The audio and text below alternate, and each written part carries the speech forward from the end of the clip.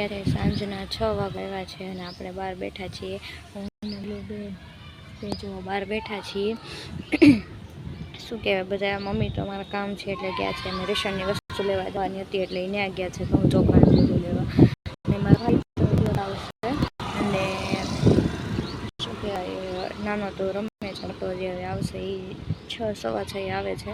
પછી મારા મમ્મીને લેવા જશે. જો આપણે બહાર થોડી વાર બેઠા છીએ પછી શું કહેવાય અંદર જતા રહીશું. અને જો આ બાજુવાળા માસીના કપડાં સુકાય છે, બપોરે સુકાઈ ગયા એટલે આપણે સુકાઈ ગયા હતા એટલે પોતે એમને સુકાવા આવ્યા હતા. અને જો હવે આપણે થોડી વાર બહાર બેઠી ગયા તો હમણાં મમ્મીને લોકો આવી જાય એટલે વાંધો નહીં આવે.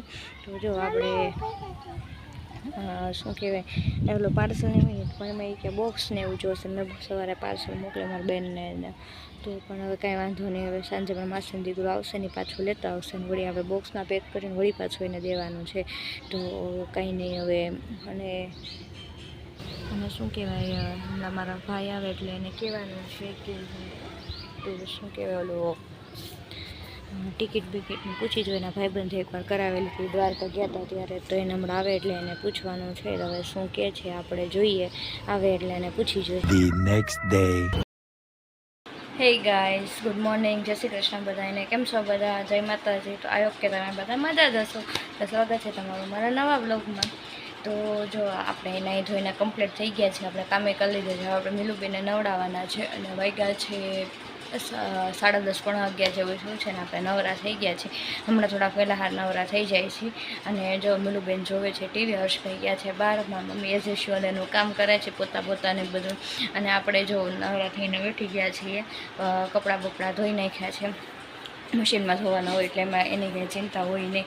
અને વાસણ હોય બે વસ્તુ આપણે દિવસના કામમાં હોય. તો જો આપણે બધું કામ કરી નાખ્યું છે અને હવે આપણે મિલુબેનને હમણાં નવડાવી દેશે એટલે એ પણ ફ્રેશ થઈ જાય.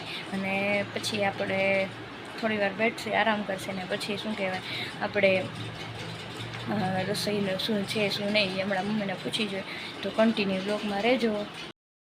આપણે વાગી ગયા છે 1 ને આપણે રસોઈ થઈ ગઈ છે. પછી બટેકાનું શાક ને રોટલી ને એવું કરી નાખ્યું. અને સવારનું દૂધી બટેકાનું શાક. કા મમ્મી, હવે દૂધી બટેકા કર્યા હતા ને?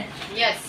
જો આપણે દૂધી બટેકાનું શાક સવારનું કર્યું છે. ને જો આપણે ટિકિટને એવું પેલું કરાવવાનું હતું, મેં તમને કીધું એમ. એટલે મારા મમ્મી શું કહેવાય બધા ડોક્યુમેન્ટને કાઢેલ છે. હવે બધું થઈ ગયું ને હવે જો બધું મૂકી દીધું. ક્યાં જવાનું છે તમે આગળ કન્ટિન્યુ બ્લોગમાં રહેજો એટલે તમને ખબર પડી જશે. અને જો આપણે જમવા બેઠી જાય. હાલો મમ્મી, જમી લેવું ને? થઈ ગયું ને તમારું કામ? હાલો હવે હું તે કર્યું છે કા જો આ નહીં તે હામું જતો કર્યું આ જો. હાલો મિલો બેન, આ બધું મૂકી દો. હાલો આ બધું તે લીધું હતું ને, મૂક આલરખું. હાલો મૂકી દો. હાલો કોરું થઈ ગયું, બનાવ્યું નથી. આપણે જમી કરીને નવરા થઈ ગયા છીએ. અને હવે શું કહેવાય, આપણે ઘણી વાર સુઈ જશે. હર્ષભાઈ કરે છે જો ઓલામાં પાણી, એ બેન હોઈ ગયા છે. આપણે વ્લોગને ઉતારીએ એટલે એ બેન વચ્ચે વચ્ચે હોય જ. હવે થોડી વાર આપણે સુઈ જશે અને સાંજે જવું તો આપણે થોડી વાર આરામ કરી પછી ત્યાં 4-4:30 ઉઠવું જોશે, કેમ કે છે દૂર એટલે આપણે વહેલા જાગીને જવું જોશે. તો કાંઈ નહીં, હવે થોડી વાર આરામ કરી અને પછી તૈયાર બૈયાર થઈને પછી આપણે જશે. તો જો ગાઈસ, અત્યારે હર્ષભાઈ ભરે છે આ કુલરમાં પાણી.